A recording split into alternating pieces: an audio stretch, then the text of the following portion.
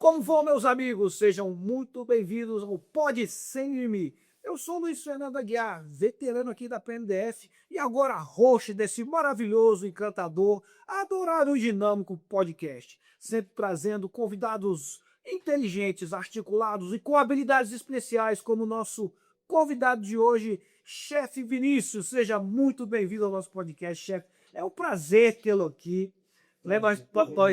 Nós marcamos aí, você teve um problema com seu pai, né? Ele teve um problema de saúde, mas hoje você já está de volta aqui e nós podemos finalmente concretizar nossa conversa. Seja muito bem-vindo. Obrigado, parabéns pelo projeto. Uma pessoa extremamente articulada, não só na parte pessoal, mas também com as câmeras também você sabe lidar bem. Equipamento de segurança é contigo. Outros equipamentos eu estava melhor, mas aqui a gente está se acostumando. Equipamentos de autodefesa era mais minha praia. Mas agora estou na reserva, posso me dedicar aqui à tecnologia. Ah, certíssimo, meu irmão. E aí? Temos que fazer uma marcação do nosso churrasco, né? Eu já fiquei sabendo que você também gosta de lidar com fogo. Gosto. De fogo a fogo. É um projeto pouquinho poder fazer. É mesmo, né? Ah, churrasco é bom. Cara, a gente recebeu aqui na nossa penúltima entrevista o Hers, que é dono do negócio estamos da associação dele, vai estar com o rádio de mim, SEAC. E eles fazem um dia dos pais no evento lá com churrasco de javali. Vou chamar você, chefe. Vai lá pra gente fazer prestigiar esse evento. Me diga quando. É em agosto, em agosto. Eita, disse. Mas, chefe, hoje aqui eu quero conhecer você. Você já tem uma presença forte aí nas redes sociais, né? E me conta um pouquinho. De onde você veio? Como é que você entrou nesse ramo da cozinha? Isso não é uma coisa assim muito comum, né?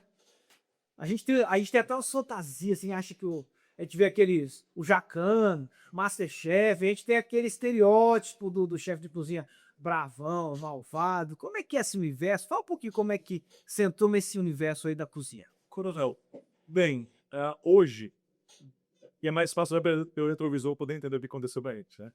Hoje, o meu caminho, eu vejo muito que foi porque Deus quis. Real. Eu não sou o cara que monta, que planeja antes, fala pra você, olha, minha vida toda pra planejar, é mentira. Não, nunca foi assim. E eu sempre fui de tentar buscar aquilo que pra mim era o meu melhor. Mas você gostou de cozinhar, de mexer com essas coisas? Ou foi um negócio que aconteceu assim meio por acaso? O da cozinha teve a ver com uma outra etapa na frente, que foi o seguinte, eu morava sozinho. E em determinado momento, eu escolhi virar. Não, e eu descobri que um homem que consegue fazer um jantar pra mulher, que eu não achei muito bom de fazer o café da manhã também. Rapaz, sim, é a motivação do homem no final é sempre a mesma. Não sei pra mim. Não é possível. Então, baixa, Não, pra quê? Se cozinha pra quê, o Marão? Eu... É respeitar sem mimimi, é respeitar a natureza humana. Sim. É básico. É assim que se constrói a carreira de sucesso, com a motivação correta. Então, eu cozinhei muito por esse motivo. No início, né? No início, depois se apaixonou pela cozinha. Depois eu entendi que eu tinha final para isso. Mas isso aconteceu, a minha construção, ela foi... Começou com handball, Sua atleta? fui atleta, Competia mesmo? competi, achei... Depois eu fui para a seleção brasileira de vôlei. Pô, do handball pro vôlei, tudo. Tudo, né? Mas é bola, não pulando. Rapaz, sim. Mas essa questão de time, para mim, sempre foi muito importante. Sempre destaquei muito em esportes unitários, né? Esportes single. Mas eu também sempre gostei muito de fazer esportes em duplo. E aí depois, então, fui para o vôlei, joguei durante muito tempo. Quase fui para a seleção brasileira Jogou profissionalmente? profissionalmente. Eu fazia parte da seleção brasiliense de vôlei. Eu era bem direito. E sempre me ficar quieto de querer descobrir quais eram as minhas principais habilidades. Então, tudo aquilo que me indicava que eu podia seguir por aquele caminho, eu gostava de fazer. Me formei em comunicação social. E aí, durante o curso, né, eu vim entendendo o que a comunicação tinha de importante nesse processo. E hoje é o que eu digo, eu não deixei de ser publicitário. Na verdade, hoje eu faço publicidade daquilo que eu acredito, que é o Cerrado. Então, eu não perdi o lado de comunicação, mas como é que mudou absolutamente a forma como é outra lógica, né? É outra lógica, mas o cerne do processo continua o mesmo. Porque eu acho que se você não comunicar pra gente, né, você perde a função. Por mais que hoje a IA esteja extremamente presente nas nossas vidas, se você não conseguir, inclusive, comunicar de maneira correta o que ela te encontra, o que ela interprete o que você faz, que você fale, você perde a oportunidade de gerar bons negócios, gerar boas conexões. Então trabalhei durante 15 anos como publicitário, atendi as grandes contas de publicidade, atendi Banco do Brasil, atendi... Eu era adorado e peguei, eu tô ficando velho, os cabelos brancos já indicam, tô vivido. Tanto é que no meu curso de graduação, foi uma parte tão marcante, que o meu primeiro curso de fotografia dentro do curso foi com câmera analógica, colocar filme, girar. Eu aprendi a fotografar no analógico. E era muito diferente, né? Porque você só tinha 16 poses. Ou você pegava um fotômetro direitinho, tirava a foto certa, ou você perdia a DP. Então a fotografia era mais quente, né? Era uma coisa muito mais de você estudar. Hoje não, hoje tem 15 mil possibilidades de foto. O cara faz 50 fotos, escolhe uma, né? É isso. Antigamente você tinha que escolher o ambiente para depois fazer a foto. Hoje você faz foto de qualquer jeito, tira, mas faz parte da evolução, não é saudosismo, é só para dizer que a gente pegou realmente essa transição. Plano de mídia era um papel que fazia e ir planejando, onde é que as pessoas passavam, pegava um mapa do Detran para saber onde é que tinha o maior fluxo de pessoas, daquele público específico, poder saber qual outdoor escolher. Então passei muito por isso. Horário de TV, pegava os catálogos das emissoras para poder verificar. Então eu peguei muito essa área. Viu o Ibope, né? Demais, muito. O Ibope era o que justificava, inclusive, o percentual de investimento que a gente ia fazer em cada uma das emissoras, né? Então, vivi intensamente isso, vivi muita parte de criação de campanhas dentro do Banco do Brasil, intensamente, dentro do Sebrae, que eu era diretor de atendimento das áreas de promo. Fiz muito evento, muitos eventos mesmo no Sebrae, de participação de feiras e posicionamento de marca. E depois eu caí no shopping center, que foi quando a coisa começou a tracionar por esse lado que eu não entendia muito bem, mas antes do choque, quem me levou ao choque? Como é que você saiu da vivência? E aquilo é uma cachaça, né? E mais, porque as pessoas acham que é mó glamour e tal, eles têm ideia do ambiente de pressão, de cobrança, de prazo, de volume de trabalho, que era uma agência de publicidade, né? E matava. Eu vejo As coisas. o que os caras tinham de infarto. Então eu costumo dizer, na lista tem duas escolhas, ou ser comunicador ou ser gente. Eu não devo para ser da tal. Menor eu ser gente. E quando eu participei desse processo, eu comecei a desacreditar muito da forma como se fazia publicidade. E eu estava buscando novas formas, novas mídias mesmo, para falar de produto. E acabou que eu caí com a ideia de eu gostar muito de jogos de videogame. Até hoje eu gosto muito de jogos de videogame. E nessa época foi quando o Obama, né, campeão do Obama ainda, que ele começou a fazer essas comunicações através dos Adver Games. Comprar espaço publicitário dentro do jogo para poder falar para o público mais jovem. E deu certo, a campanha do cara comecei a estudar isso. Gostei muito de conhecer pessoas aqui da UNB que tinham empresa de jogos, não tornei sócio deles. Então me tornei sócio de uma empresa de desenvolvimento de jogos. O sonho do cara que gosta de videogame. Então, mas meu irmão, é engraçado. Porque uma coisa quando você joga o jogo e é excelente, outra coisa quando você faz o jogo. É igual o cara que compra um boteco porque gosta de bar, né? Ele acha que vai se divertir. É isso. E se ele se divertir, ele quebra. Mas a situação é a seguinte: um filme que você gosta muito. Qual é o filme que você gosta demais, assim, marcante pra você? Sei lá, cara. Matrix. É um filme assim de herói, né? Pronto. Um Vingadores. Eu gosto assim, tecnicamente. Não é um filme de, oh meu Deus, mas é um filme que se diverte muito e tal. Filme de super produção. Super. Gostou do filme? Gostei. E se eu te falar assim, ok, vamos assistir esse filme durante 8 horas por dia, pelos seus próximos 4 anos? Aí já não vai ficar mais tão legal. Não é tão legal. Então o jogo é muito isso. Por quê? Se fazer um jogo, você vai fazer um jogo E você vai trabalhar com aquilo 8 horas por dia, durante um período gigante. Então ele deixa de ter aquela É graça. trabalho. É trabalho, exatamente. Mas eu gostava muito, tinha muito prazer, não é uma crítica, é só uma constatação. Foi uma coisa que mais uma vez eu aprendi que são. Não é que fica ruim, é que perde a magia. Exato. Você vê por vira a rotina, vê por trás. Exato. Então você sabe com as falhas, sabe? E o processo criativo ele é muito complexo, né? Porque não depende só de você, depende também da aprovação do investidor. Então, seguindo por esse caminho, né, dos gamers, e que eu vendia quando eu vendia jogos. Eu não vendia o jogo em si, eu vendia aquilo que o jogo causava, baseado na liberação de endorfina. E a endorfina, ela melhora o estado do espírito, ele é melhor a concentração, melhora a memória. Então, tudo isso fazia com que as pessoas que tivessem contato com mais videogames tivessem uma percepção melhor da marca, que você interagir com a marca em um outro momento de consumo, que é o momento de relaxamento. Hoje, fizemos uma proposta da Angola para a Copa de 2014, usando o Kinect entre videogame que você, né? Lembro. E deu muito certo a proposta. E na época o diretor de uma das licenciadas da Copa falou assim, cara, para ter o perfil para trabalhar comigo em outro projeto novo. Você entende de tecnologia, de público e tal, vamos trabalhar comigo numa situação de shopping.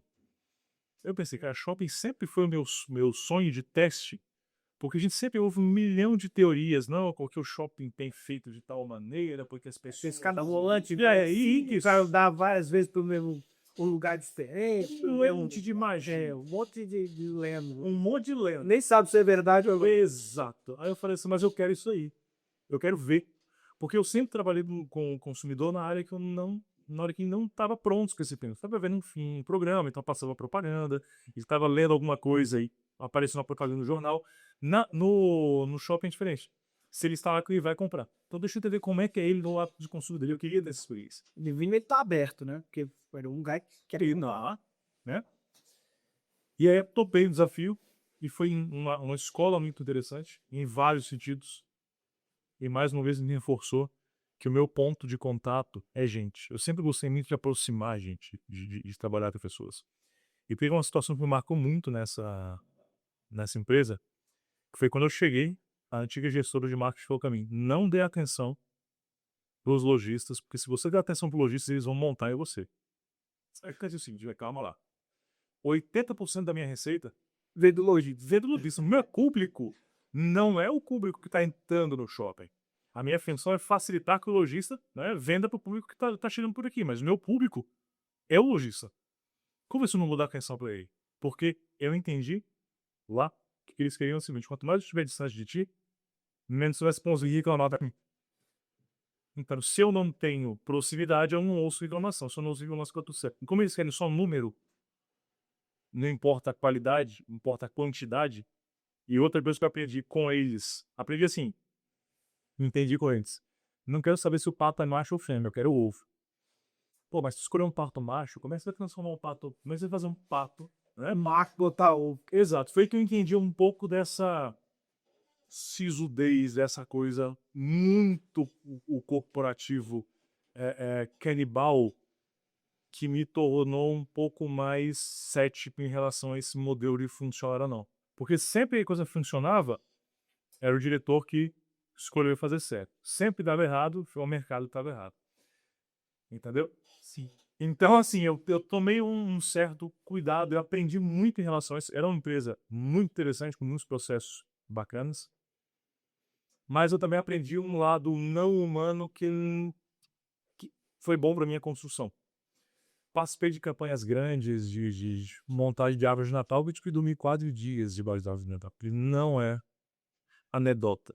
Aquelas árvores vão ficando no centro do shopping. Eu dormi 4 dias debaixo da árvore. Por quê? Porque eu tinha um manual que tinha que ser seguido e tinha que ser exatamente aquilo. A colocação dos personagens tinha que ser especificamente.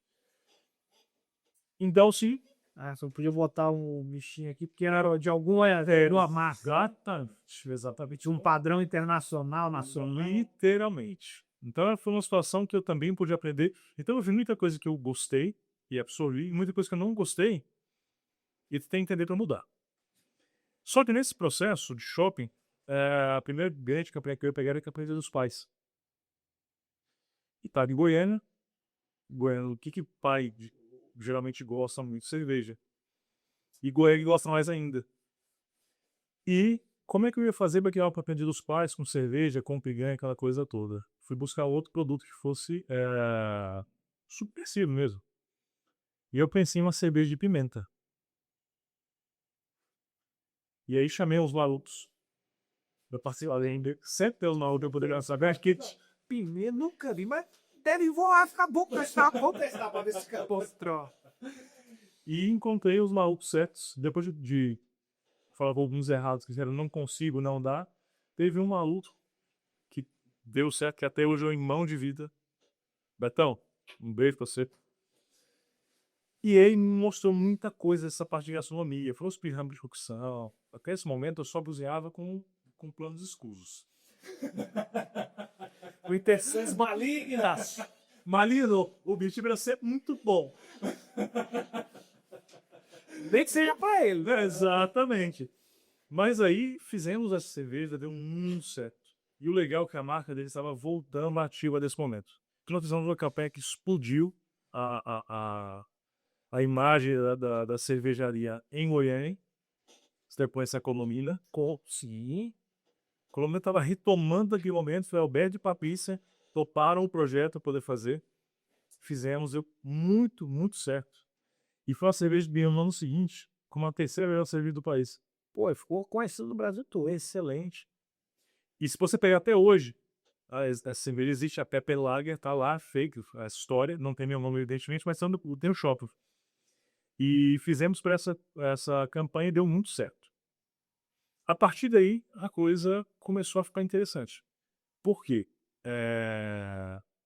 Eu entendi um pouco mais do processo, sempre gostei muito de estudar os porquês das coisas. Né? E, como eu falei no início, quando eu via que eu tinha algo ali que aquilo me agradava, poxa, como é que eu consigo ser bom? Como eu sei, eu sou bom nisso. E assim, graças a Deus, Deus foi dando direcionamento certo nas pessoas certas para que acontecesse. Só chegou um momento que eu já estava bem desgastado com a situação da pressão no shopping também. E durante um planejamento do ano seguinte, sabe quando você quer fazer qualquer outra coisa de não aquilo? Eu tava digitando, meu irmão, de repente, umas 9 da noite. Quando assim chega domingo, tu fica desesperado porque no outro dia se. Ah, não, só tá maluco. Eu tava nessa pegada. E eu tava escrevendo ali o planejamento do ano seguinte, e de repente, com a televisão ligado, inscrição pro Masterchef. Aí eu falei, cara, isso nunca vai dar certo na vida. Mas eu preciso tirar na cabeça desse trabalho que eu preciso arear um pouquinho.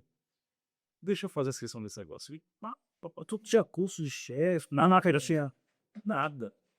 Na cara e na coragem. Na cara e no do Ah, nada. eu tenho uma habilidade de o pessoal fala que eu cozinho bem. E pronto. Caceta. E aí fiz a inscrição.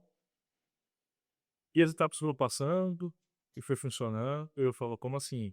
Quando eu vi o primeiro ano, eu acreditei. Porque são várias etapas da você chegar, né? E aí, quando veio o segundo ano, eu não tava nem no Brasil. Eu tava numa viagem para não é possível. E a coisa foi. Quando eu cheguei no dia, cara, da gravação do primeiro programa, que ainda é o Inador, foi uma história muito curiosa. Depois, se a gente tiver curiosidade, dá uma assistida aí. Meu irmão, eu fiz quase tudo errado. Quase. Ficou nervoso, mano? Então, a gente não conhecia a buzinha, não sabia ajustar as coisas, e o meu computador era muito bom. Muito bom. Só que, quando me dá um objetivo que eu poder fazer, eu foco em resolver aquilo da melhor forma possível. E, no nosso caso, eu tinha que fazer a sobremesa de maçã. O primeiro programa que você vai participar, você sabe o que você vai fazer, porque você fala o que vai fazer. Somente não tem, você tem que fazer uma sobremesa com maçã. Ok. E eu foquei nisso, em fazer esse prato. Estudei, testei de várias formas e tal. Chegou lá na hora, meu amigo. O forno é diferente. A temperatura completamente diferente. Não sabe adequar as coisas. E minha mãe, que ela podia acompanhar de fora, ela conseguia ver, mas não conseguia ouvir.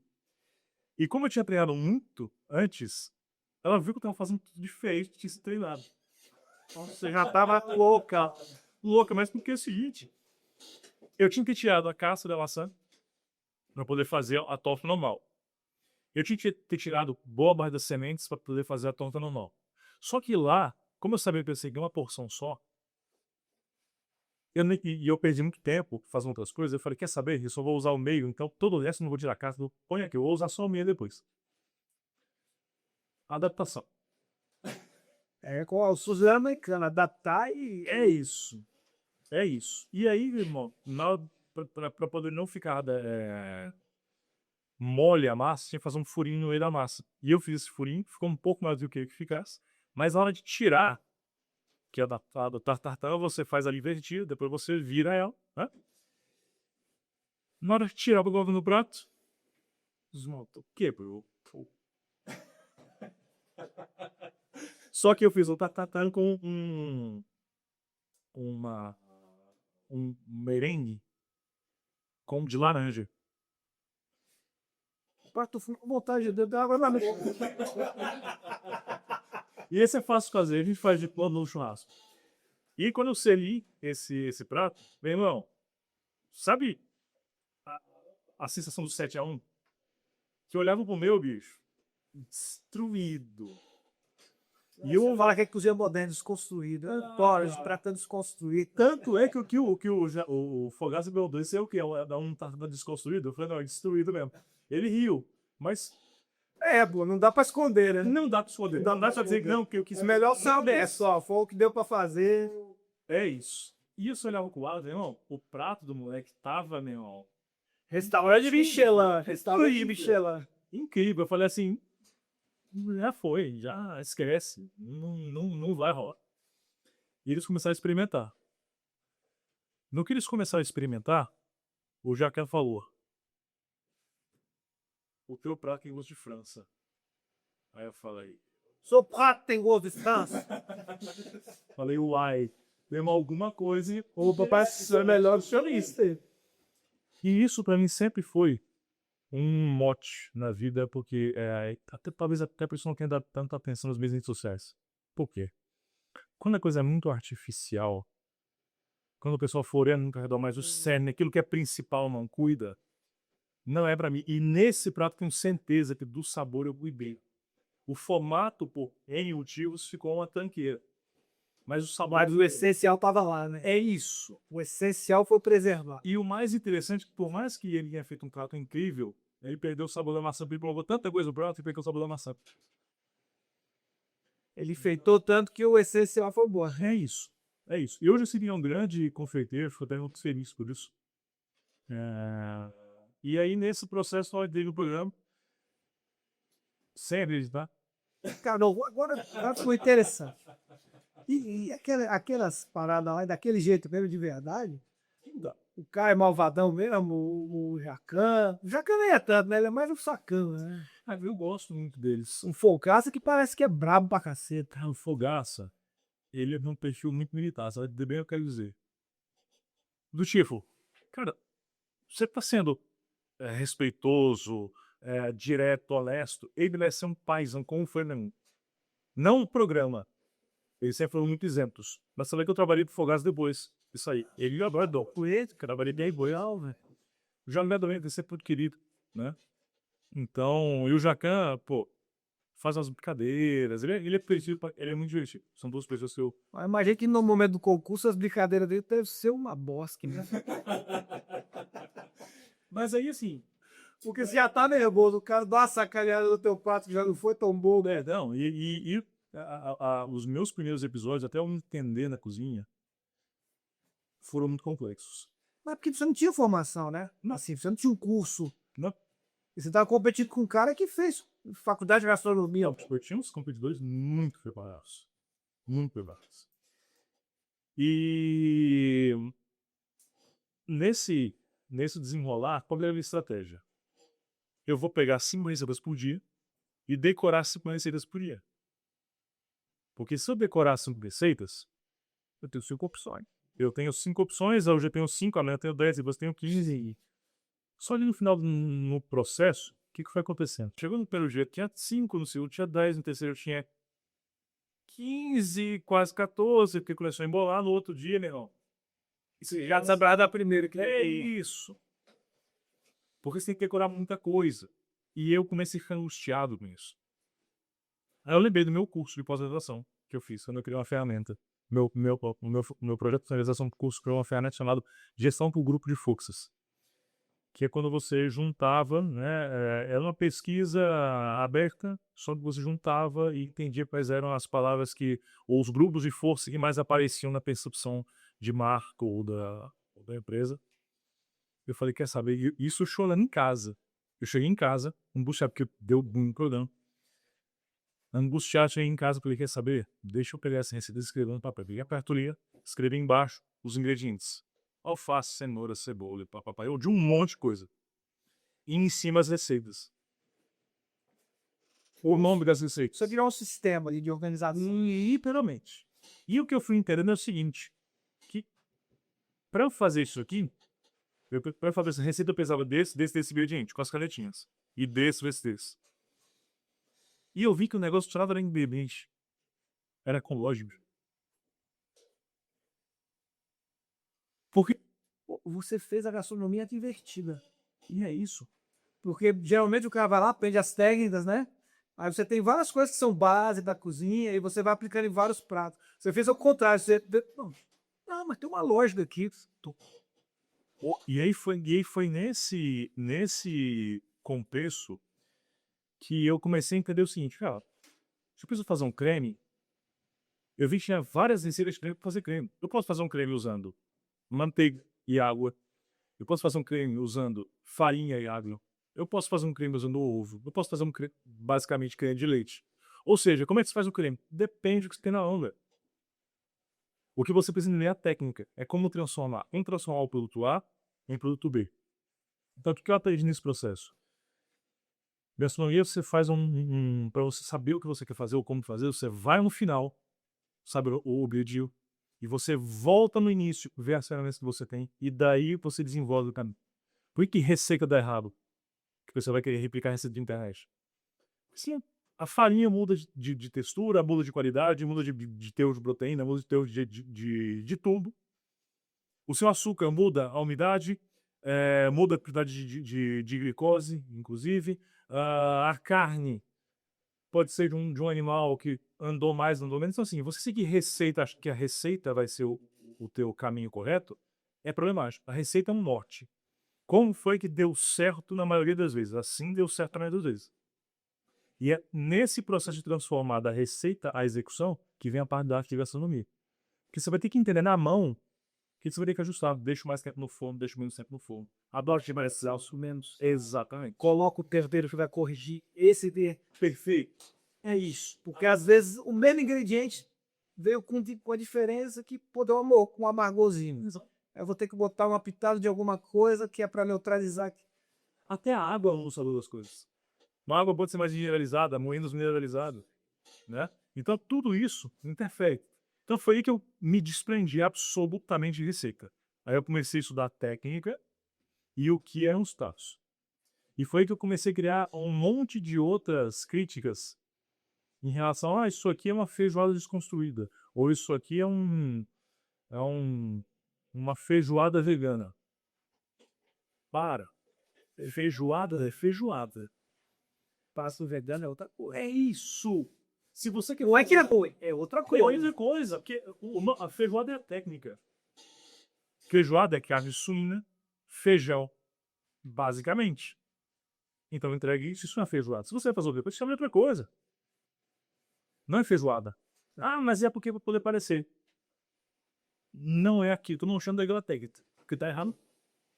É igual carne de jaca, não é? É carne de jaca. É isso. Não é. Ah, porque você pode fazer a carne ficar muito parecida. Não. Não pode. É ruim? Não é. Mas é outra coisa. Mas é outra coisa.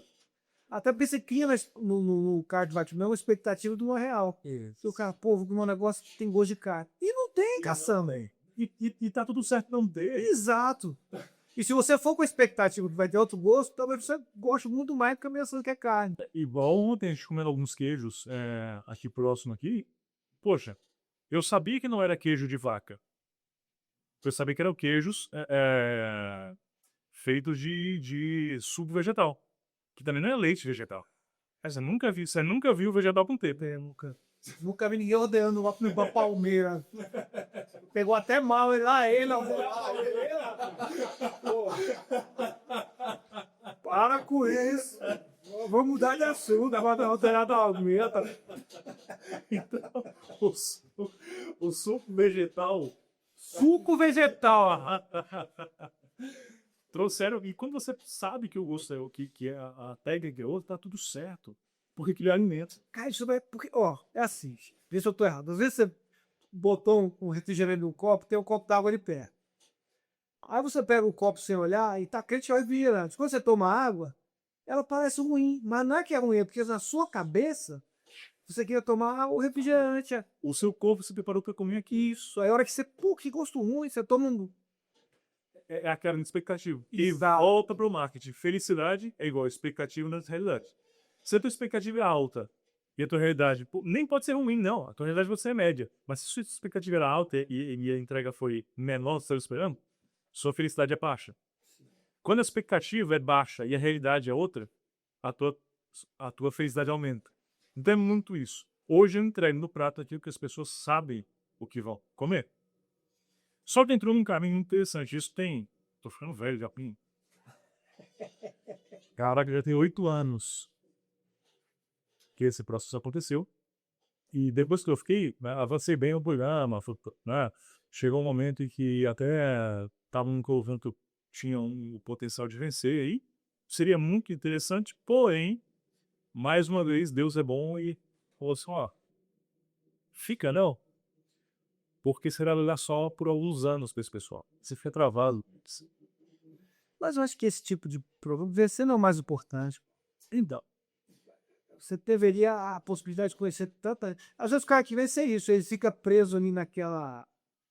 Né, carimbado ali de Masterchef e não consegue desenvolver. e veja, se você pegar os grandes cantores aí que venceram programas como Ídolos e tal, ouvi aqui que sumiram.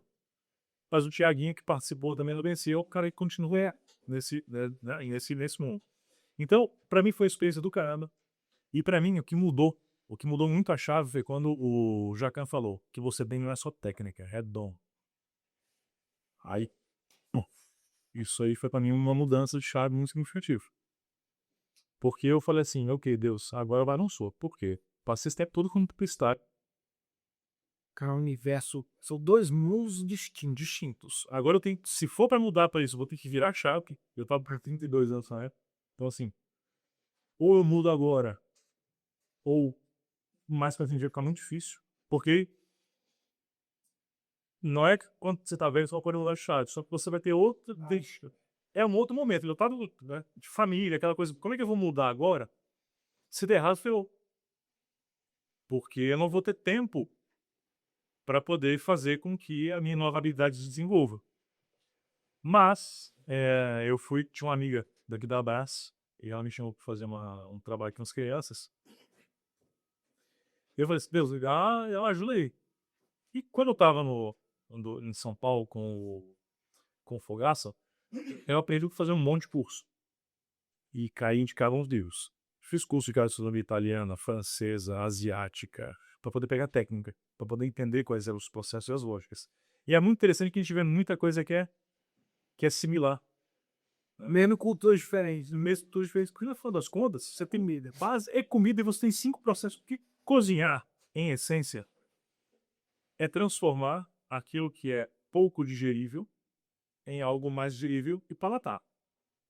Então você tem, para isso, você precisa de fogo, que é o processo de cocção, né? Então você vai ter aí formas de transformar o alimento. Você vai ter basicamente calor direto, convecção, irradiação, a radiação ultravioleta que a gente usa muito no churrasco.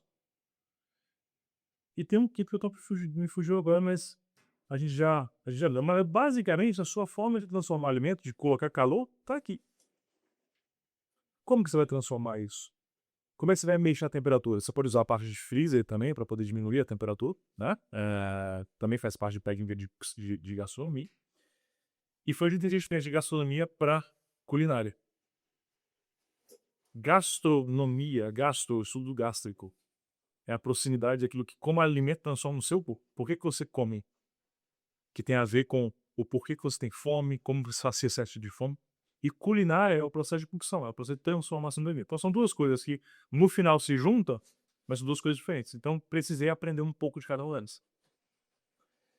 E passa por religião, passa por um milhão de coisas. É. E com isso, quando eu fui fazer esse trabalho com as crianças, eu fiz pizza para elas, elas estavam muito limitadas em relação ao que podia comer. E veio uma mãe chorando, dizendo que tinha salvado o filho dela. E eu falei assim, calma lá. Sabe, só fiz uma pizza, só que pizza, né? Meu filho fez tratamento em 3 dias, não queria comer nada, sentiu o cheiro da pizza que ele ia comer. Que legal. Aí eu falei assim, ok, Deus, está entendido. Minha função de vida é fazer pessoas felizes através da gastronomia. Então, a partir desse dia, eu entendi que, assim, meu propósito era fazer comida. E a gente fala muito sobre propósito, as pessoas não sabem o que significa propósito. A gente está num mundo voltando para a ideia do artificial. As pessoas soldam muitas palavras sem entender o que são as palavras. Propósito vem de propus. O que é o propus? É a lança que os romanos usavam. E para que serve a lança? Para defender e para abrir caminho. A lança vai atravessar o que tiver, seja carne, seja metal, seja escudo, qualquer coisa. Ela foi feita para isso. Ou seja, o que te faz atravessar qualquer tipo de desafio que vai aparecer pela sua frente? Porque vão aparecer. Por isso vem de chamar propósito. Meu irmão, não importa o que apareceu, o teu propósito é esse.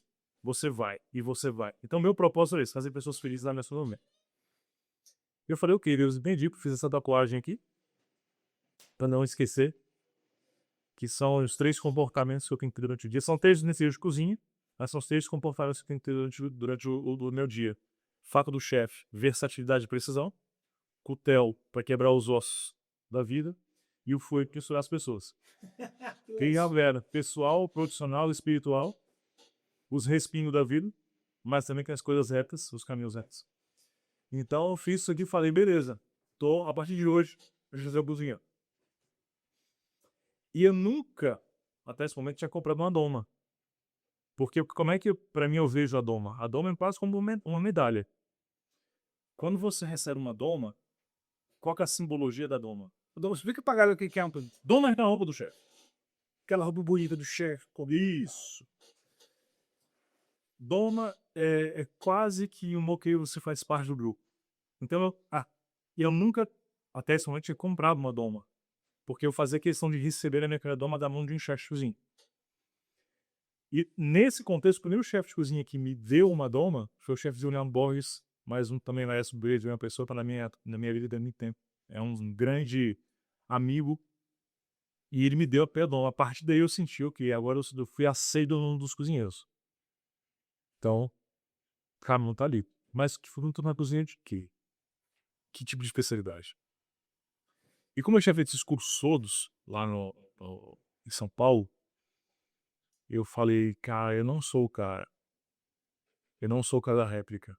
Eu não consigo ser o cara da réplica. Porque o seu cara só segue a receita, É isso. os outros ele replica. O que não é uma crítica. Não, de jeito nenhum. Eu não consigo fazer Tem isso. música, cara. Tem o cara que canta, que é o intérprete. Ele vai cantar a música de outras pessoas e vai fazer isso às vezes melhor que o cara que criou. E tem o compositor, o cantor que é compositor, que canta as próprias músicas. Perfeito. Então, eu sou o cara que o que me guia, o que me motiva é a inovação. E eu não gosto de fazer sempre a mesma coisa. Não é do meu feitio. E eu falei, beleza, culinária francesa, você é um bom chefe de cozinha francesa, o que você tem que saber fazer? Replicar tag. Porque a receita é aquilo. Ou você faz isso, Ou não é? ou não é. Foi tem a série de pessoas excelentes. Mas não é que meu coração tá. Culinária italiana também tem muita coisa de. Se não for assim, apesar de ter mais coração, muito mais coração na culinária, mas é salchá. Tradição, né? mas tem tradição. E eu falei assim, ok, aprendi muito aqui, mas meu coração também não tá especificamente aqui. Respeito, mas gosto muito, faço muito. Mas meu coração não tá aqui. Culinária asiática, hum, gosto, mas também não era Não é minha praia. na minha praia. Eu falei, meu irmão, pra onde é que eu vou agora? O que me faz gostar de cozinhar? O que me trouxe até aqui? Por que eu gosto disso? E fui realmente buscar na minha memória quais foram as minhas primeiras experiências com gastronomia. Além da minha mãe ser uma excelente boleira, né? Mas as minhas primeiras memórias eram da minha avó, na beira do fogo a lenha, na fazenda, onde eu era o neto mais novo da ninhada e nunca consegui rabar o tacho. Por motivos óbvios. Deixa só. Eu tinha apenas com 15 anos mais velho que eu, então assim, Não sobrava, não sobrava, não. Então eu tive que, pra poder rapar o tacho, tinha que mudar a técnica com a minha avó. O que eu fazia? Eu ajudava a trazer o leite, e enquanto ela fazia o doce, eu tava com ela. E como eu era um único neto que gostava de ficar ali o tempo todo, ela tinha o privilégio. total, e ela me defendia depois por poder rapar o tacho. E durante esse período de rapar o tacho e de fazer o doce, pô, tem doce que demora 6, 8 horas pra ir prontos. Doce feito na bosta do taco e coco. E é esse da saudade. E em cima desses aí é que a gente passava muitas horas conversando. Ela contava das histórias, quando eu via de Arraias até Brasília, com os meninos tudo, no carro de boi. E que esses frutos que eles comiam, botavam no meio do caminho, os meninos comiam. Falei, poxa, tem alguma coisa aí de fruto. Tem um tempo vaqueiro, bicho, o que tem aqui de comer? Resposta até hoje é a mesma. Nada. Mas não é possível, bicho. Como assim não tem nada? E o que o macaco come aqui? Ó, o macaco comia isso. Então, beleza. Peguei tudo que o macaco comia e fiz 5 pratos, bicho. Coloquei na boca, experimentei, falei, ok, isso aqui dá pra fazer isso. Seguindo aquela história da loja. Saíram 5 pratos incríveis. Aí eu falei, tem coisa nisso aqui. Aqui em Brasília, isso. Isso lá é Tocantins. Isso, Tocantins. Na parte da habilitação, Cerrado. Errado. Errado. Cerrado. E aí eu voltei pra Brasília pra descobrir o que era Cerrado. Que a gente aprende uma coisa, mas na verdade é outra absolutamente diferente. E voltei pra cá só atrás de quem podia me instruir. Dr. Marcelo Kuma, da UNB, que é um irmão que a vida me deu. E Dr. Nuno, na Embrapa, que também me guiaram, me instruíram e fui aprendendo. Todo dia que eu aprendia sobre o Cerrado era uma porrada diferente. Como assim eu não conheço isso aqui? Eu nasci, eu cresci, eu tive filhos e não conheço isso aqui. E a gente acha que o Cerrado não tem nada, né? A impressão que tem é isso. Achei ordinário. E todo dia eu tô me tratorando, me destruindo, porque eu falei, cara, não é possível, não é? Eu não posso ter questão só pra mim. Isso tem que ser compartilhado. Tem que ser para as pessoas. E eu aprendi sobre uma série de alimentos que, e isso foi um outro dia importante da minha vida, que eu fui até aqui o estrutural e vi lá as crianças catando lixo. Só que ao redor do lixo tinha um monte de hortaliças absolutamente nutritivas, só eles não sabiam. Então seria muito mais prudente e humano que eles comessem aquilo que o Cerrado provê do que aquilo que está no lixo. Eu falei, pense só de mudar, de situação tem que mudar. E aí comecei a dedicar a aprender para compartilhar. O objetivo inicial, o cerne do meu trabalho hoje, não é simplesmente fazer comida boa. Comida boa, todo os dias tem que fazer. Aí você fala assim, o cara é médico porque sabe da injeção. Todo médico não é o médico, né? É isso, requisito base. E outro domingo. Cozinhando, se fizer uma comida boa, não presta pra ser isso. É isso. Hoje, para mim, a função de chefe de cozinha não é fazer só a comida boa. O chefe de cozinha, a função social do chefe de cozinha é transformar o local que as pessoas vivem em alimentos que elas possam consumir. É entender, é traduzir para as pessoas o que o meio ambiente tem e fazer que isso seja alimento para a população. Isso, para mim, hoje é a função do chefe de cozinha. Vinícius, só pra dizer, dá uns exemplos de algumas coisas que a gente vê diariamente aqui, né, aqui em Brasília, e que as pessoas não têm a menor ideia que é gostoso ou que pode virar alimento. Irmão, vamos Que aqui o pessoal acha que o único fruto que tem no Ceará é o pequeno. Piqui, amora e abacate. Vamos lá, moa, piqui, amora e abacate. Piqui é nosso, amora não e abacate também não. Não é daca. E jaca também não é do Cerrado, né? E nem manga. É de Já- exótico. É tudo exótico. Então a gente não conhece aquilo que é nosso. Mas hoje, vamos dizer, você vai passar pela EPTG. O que você vai encontrar na EPTG? Gerivá, muito gerivá. E é um pouquinho doce, extraordinário pra você consumir. Pimenta jaborandi, que custa aí de 400 a 600 reais o quilo. E tem as toneladas da EPTG. Aí pode estar essa pimenta lá. Tem as toneladas da EPTG. Pimenta rosa, em Águas Claras tem. Todo o metrô de Águas Claras, de um lado e de outro, é forrado de pimenta rosa e custa, se você for no mercado, você vai ver o preço custa pimenta rosa. Baru tem muito. Lobeira. Baru eu conheço. Baru é muito gostoso. Uma olhadeira. Uma castanha, Baru? Ele é uma festa. A gente pode também comer castanha. Ah, mas tem uma polpa também. Tem o mesocarpo do Baru, que é uma parte doce. Eu nunca comi. Deve comer. Só tomei a castanha. Porque o mesocarpo tem uma quantidade gigantesca de ferro e de ácido de Isso. É. Aí a gente vai passar pro Jatobá, que tem em Brasília, em todos os cantos. Jeripaca tem em todos os cantos. Polteia tem em todos os cantos. Essa fruta também, não? Polteia tá aí tudo numa mesma frente. Você pega um abil tem gosto de leite condensado. Como é que é o abi? Eu acho que eu já comi esse bi. Abil é uma fruta laranja, tem uma semente grande. Cara, esse que eu contei a história pra você. Lembra meu professor de karatê? Ele via essa fruta e não sabia o que era. Ah, Ele tinha uma chácara. E aí eles ficavam olhando essa fruta, será que dá pra comer? Aí ficou observando. Aí viu que quando caiu no chão, os passarinhos comiam.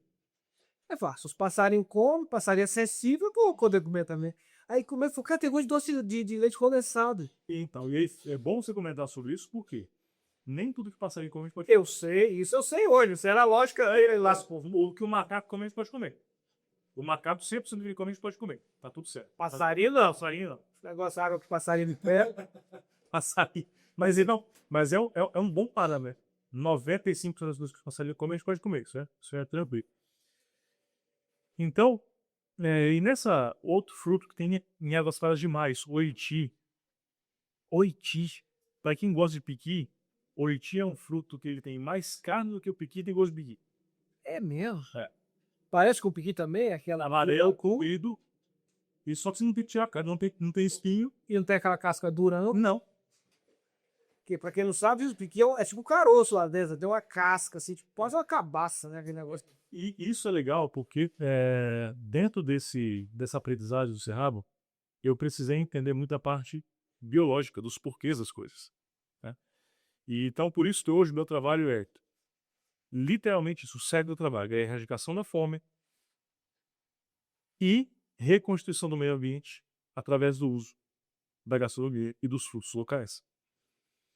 Eu me tornei doutor em Cerrado, em gastronomia de Cerrado. E isso, evidentemente, abriu portas. Tanto é que hoje a gente está desenvolvendo trabalhos para a África e para vários idiomas do Brasil também. Nossa, o pessoal fala que o Cerrado é a savana brasileira. Realmente parece. O Cerrado é a maior savana do mundo. É uma savana, certo? É a maior savana do mundo. O Cerrado é o único bioma brasileiro presente nessas regiões. Norte, Sul, Nordeste, Centro-Oeste, Sudeste. E o menos valorizado, né? E o menos valorizado, nós somos a maior reserva da biosfera do mundo. Não existe outro bioma terrestre com mais variedade de alimentos do que o Cerrado e nem mais variedade de animais do Cerrado. São 320 mil espécies no Cerrado.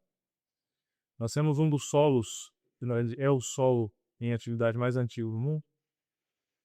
Nós somos a maior savana do mundo. Nós somos os beijos das águas da América do Sul. Sem o Cerrado, nem a Amazônia sobrevive, porque 50% da Amazônia ela sobrevive por causa da bacia amazônica, e a bacia amazônica nasce o Cerrado. Então, assim, não existe hoje essa dissociação. Para mim, isso é muito claro. Hoje vai falar do social, eu falo do meio ambiente. A água que a gente bebe vem de onde? É do meio, literalmente, onde nasce, você não faz ideia de onde exista. Mas tá lá. O fruto que você come vem de um produtor que precisa de uma água que, se não tiver com solo corrigido, ou quando de corrigido é tratado, você não tem fruto para comer. Então, ser humano e meio ambiente são a mesma coisa. E não estou falando de demagogia, não, mas Mas eu acho que é fundamental isso, que as pessoas às vezes acham, não, vamos conservar, então tem que deixar tudo intocável, que é impossível.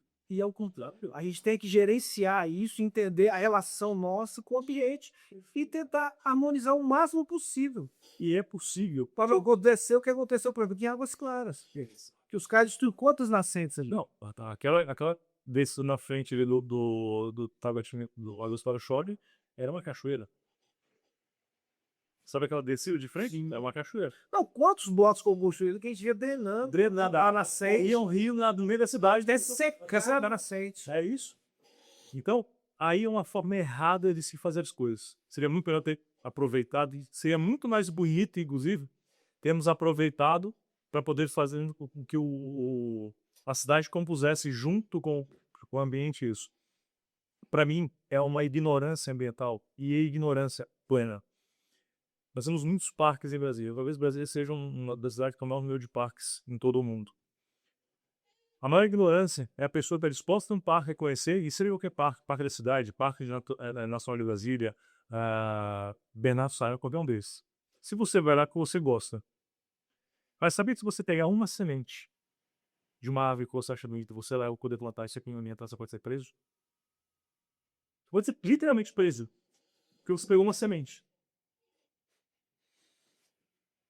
Qual que é a nossa função em relação ao meio ambiente? Como qualquer animal, eu pego um fruto, eu como o fruto, eu vou atrás da moita, deposito a semente ali, porque o meu ciclo é esse.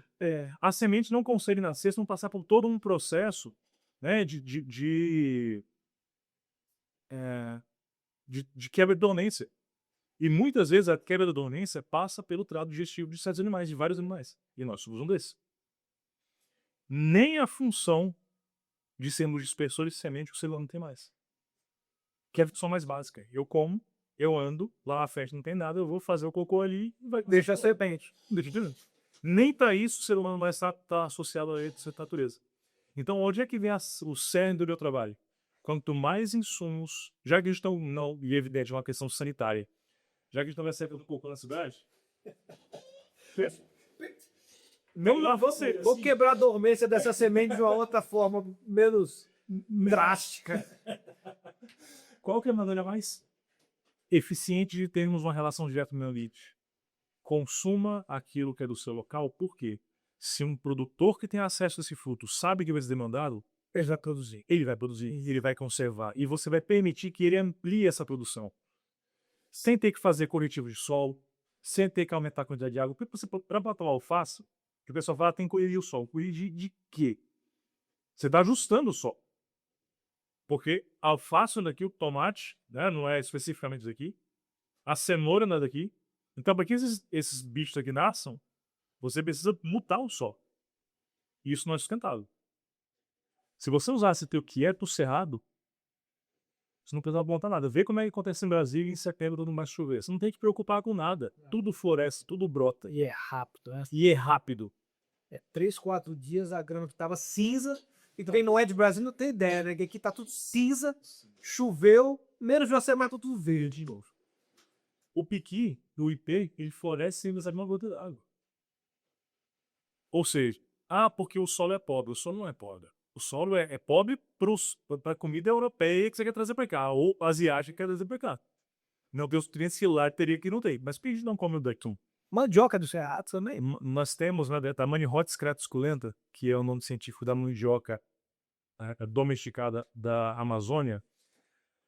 Ela é amazônica, só que nós temos muitas outras Manihots Que são daqui. que são daqui, foi um cruzamento. Então, quando você pega as mandiocas amarelas, grande parte das mandiocas amarelas são hibridizações da Manihot scratusculenta amazônica com as mandiocas bravas do Cerrado. Porque a nossa mandioca é brava. Ela é oxípera.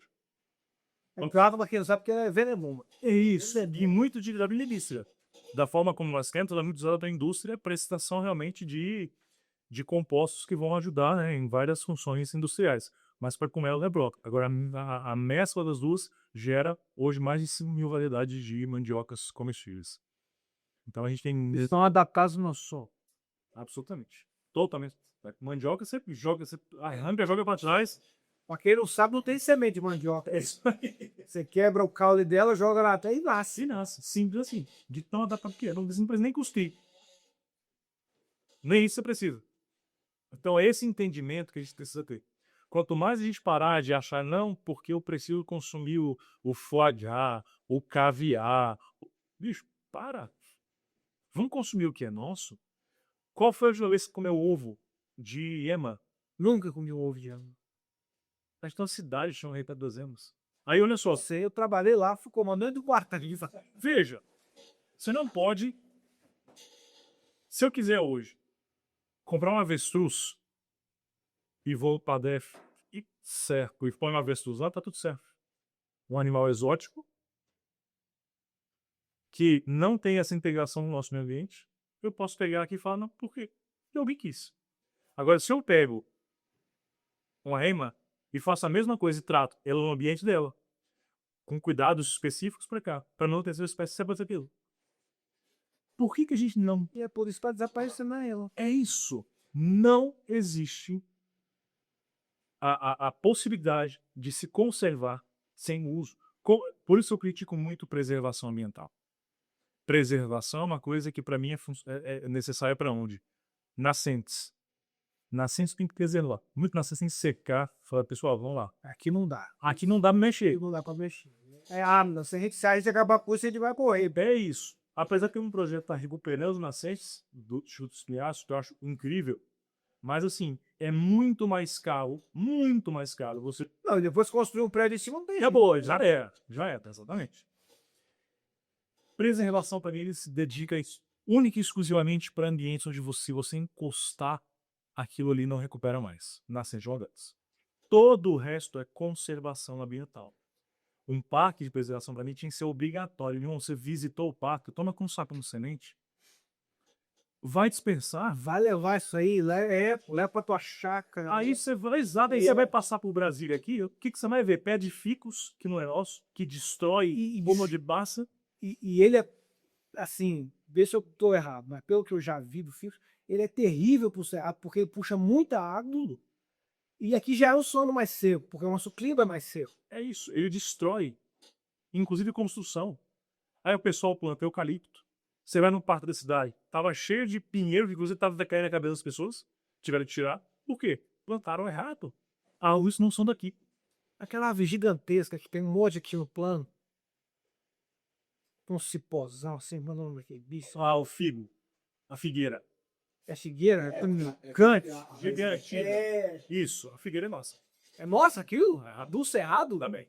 Nós temos várias são figueiras. Sério. Ué, quer ver uma figueira lindíssima, nativa? Vai na Ribeira do Augusto.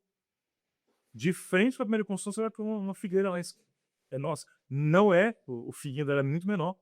Não é aquele figo que a gente está acostumado, porque é o figo do Oriente Médio, que é um figuinho menor, é uma figueira, é nossa.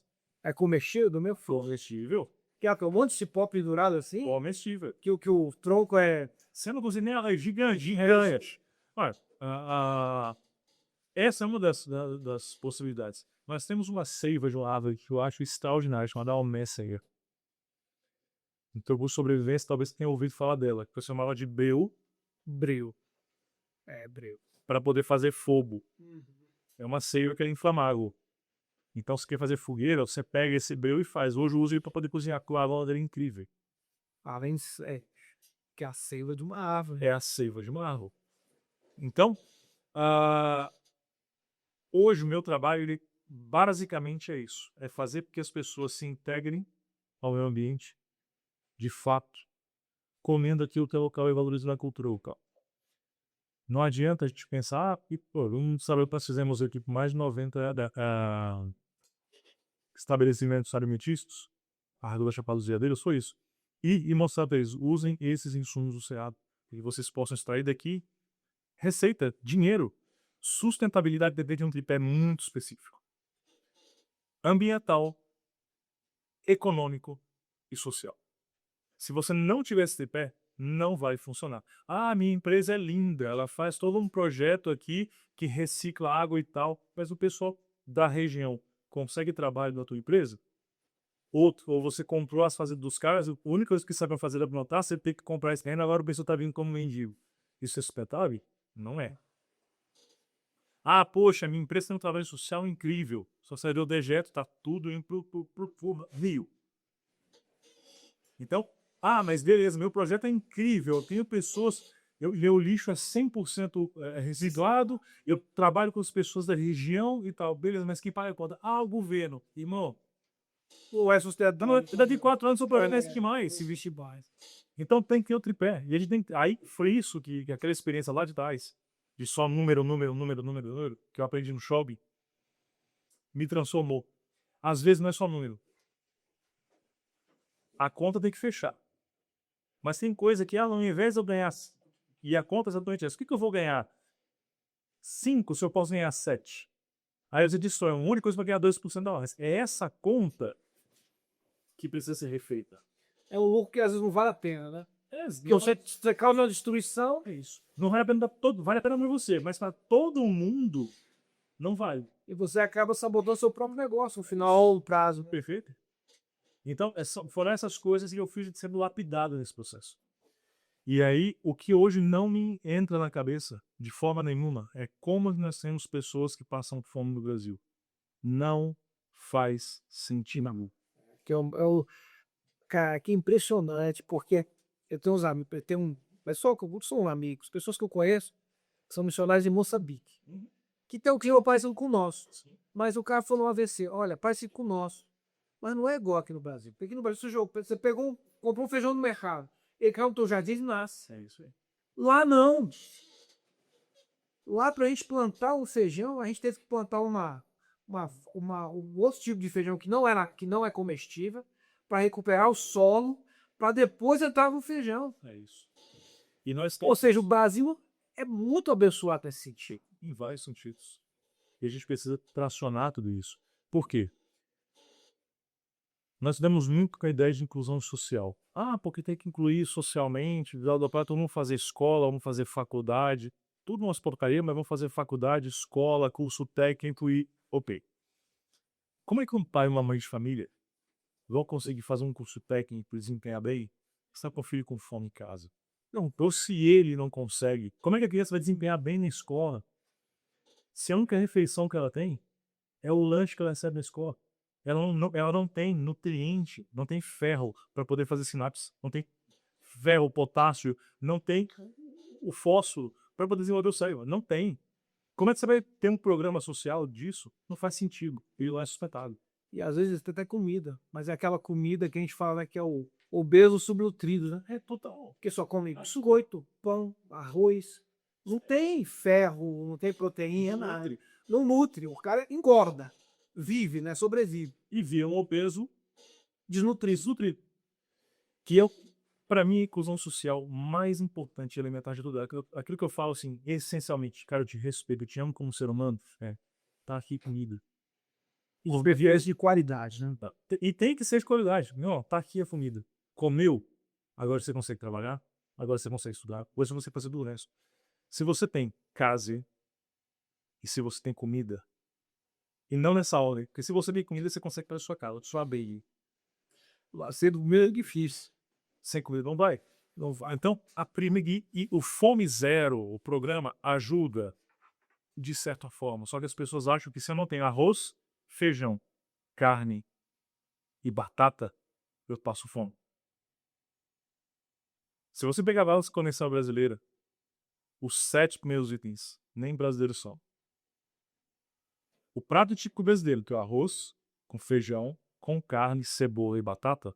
O arroz asiático, o feijão africano, a carne indiana, asiática também, a cebola e a batata com a América Central. América Central, Seria o nosso prato típico, não é nosso. todos produtos que vieram de fora. Fora. Enquanto a gente não mudar essa mentalidade de saber que o que nós temos é bom, sempre que a gente olhar para o nosso produto, se a gente não entender que aquilo ali tem valor, A gente vai da realidade. Por isso eu digo, as pessoas passam fome por ignorância. Por isso que o meu trabalho hoje é educar. A, a pessoa que está em casa, dona de casa, a mãe, o pai e também o chefe de cozinha. Porque é o chefe de cozinha que vai dar a credibilidade e o valor, vai subir o valor da utilização do fruto. Mas para quê? Para ele subir esse valor, ele tem que ter acesso aos insumos e para ter acesso aos insumos tem que ter em quantidade. Quem é que vai fazer a grande quantidade para que haja viabilidade econômica? É o lixo doméstico. Enquanto as pessoas usarem isso, Se não tiver demanda, não tem produção. não tem produção.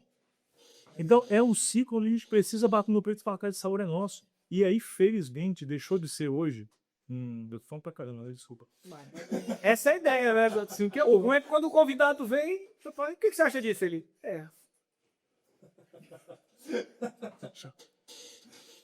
E todo esse processo deixou de ser um trabalho de militância. Porque eu ficava muito com essa cara, porque você fala de Cerrado, porque você nasceu no Cerrado, tem um projeto de bairrismo, é um projeto de militância. No início, talvez até fosse, mas era muito mais porque eu acreditava do que simplesmente, olha, consome isso aqui porque é da minha terra. É ruim, mas como? Não. Eu nunca ofereci as coisas ruins para pessoas. porque esse é o problema, né? Às vezes o cara quer vender um negócio que é ruim. Você fala, não, bicho, você gosta. É isso. Mas tem coisa boa. Muita coisa boa. Então, deixou de ser isso com o quê? Com o reconhecimento depois que eu ganhei o Campeonato Mundial de Churrasco usando os insumos do Cerrado. Aí tu falou, bom, mas vamos ter que me engolir. Vai. Literalmente. Agora me arruma, porque contrafaço um argumento. Então agora arruma uma prova de que isso aqui não é válido no mundial. Mas é porque nós temos um complexozinho de vira-lata, né? Um complexozinho não, complexozão. A gente acha que porque é europeu é melhor. Pô, o ingrediente europeu chique é o atufo. É um elemento lá da terra, do interior lá da Itália, da França, que é o roceiro da França, que tinha, igual o nosso roceiro tinha o baru. E que ele pega um fungo do solo e transforma isso num sabor que, se você usar errado, é horrível. Eu imagino isso. É gosto de gás. Trufa, coloca na geladeira errado, vai dar gosto de gás. É horrível. Tudo é do jeito certo que tem que ser colocado. É igual foie gras. Os caras, foie gras. Meu irmão, aquilo ali pro cara que não tá, assim, tem uma familiaridade, nossa. Não, e eu vou te falar assim, Se não souber se fazer, você vai fazer, você vai jogar vai, fora. vai gastar R$ 300 e vai ficar ruim. E eu vou te falar, tem carnes muito melhores para um consumo diário do que o foie gras. O foie gras é para você poder gerar uma experiência, para você poder conhecer, para poder comer um pouquinho. Poxa, legal, comi, mas eu troco aí é fácil. Eu não sei que é um quê? Um lancho ou foie gras? O No lanche. final, o lancho. Sabe qual foi a minha maior decepção gastronômica da vida, Vinícius? Foi o caviar. Eu já tinha comido um caviar. Esse caviar foi baratinho vermelho, né? Aí eu fui num restaurante e tinha um caviar negro. Eu falei, caralho, agora eu vou saber o que é um caviar. Aí peguei lá a torradinha, botei. Não, cara, foi uma das piores experiências da minha vida isso. Porque as bolinhas com gosto de peixe absurdo. Salgado. Salgado. Quem gosta? Ninguém gosta disso. Escargot ainda é pior. Esse eu não tive a coragem. Cara, eu já fiz escargot. O francês lá gosta. Mas quem comia escargot? Provavelmente era um cara pobre que não tinha comida, achou um caramuço, o cara vai fazer alguma coisa disso aqui. Esse cara é isso, é a adaptação daquilo que o ambiente existe para comida. Basicamente é isso. E eles sabem como fazer, então fica melhor. Falou, ficou bom, viu? Mas o meu melhor. uma coisa que eu aprendi nesse. E o caviar, tu gosta? Dizem gosta? Veja bem, Deixa eu ver. quando vem aplicado. É porque desse jeito que serve, eu acho que não é o jeito. Vou não ter uma pezinha em cima. Quer um caviar que fica muito que vem? Quando você vai fazer um velouté, você vai fazer Nem sei o que é um velouté. O que é um velouté? É um creme para você comer geralmente com frango, ou algo do tipo. Ou com o próprio peixe. Então você vai fazendo com um creme, que basicamente é um caldo de legumes, que você engrossa aí com farinha, né, com roux, que é a farinha e a manteiga. E como você vai colocar um pra... E você engrossa também com ovos. Você faz nada. Queima a farinha, põe manteiga, né? Isso. Fica bom, aí fica bom. Então o velouté, Você faz esse veluteiro. você faz um creme, chama de um creme de veludo. Pronto, para ficar mais simples. Creme aveludado. Basicamente é isso, é um caldo de legumes, onde você vai colocar espessantes, os espessantes, nesse caso, você vai começar com roux e depois vai engrossar mais e com gema de ovos. E aí você saboriza esse velouté. Se você for fazer principalmente sei lá, vamos usar um peixe que as pessoas conhecem bastante, um salmão. Você quer fazer o salmão subir de nível? Faz um velouté e põe caviar no velouté. Aí eu acredito que vai dar um sabor especial. Porque você vai trazer um gosto de peixe, vai ter que para um prato que é de peixe. Só você vai comer peixe com peixe, não tá tudo certo. Agora, eu vou colocar aqui agora um negocinho em cima, não cola. Não desce, Bahia. O ver aqui é muito forte, né? Um negócio assim. E tudo depende de quem faz. Hoje eu não te falo assim, esse ingrediente é ruim. Porque eu já comi coisas que eu falo, velho, isso aqui não tem como dar certo. Mas do nível só aplicar disso. É a técnica, bom, assim como eu te falo, o piqui que a gente faz, o jeito certo que a gente faz, o jeito que nós fazemos o piqui normalmente é errado. Até imagino, porque é muito. Por exemplo, eu não é que eu desgosto de piqui.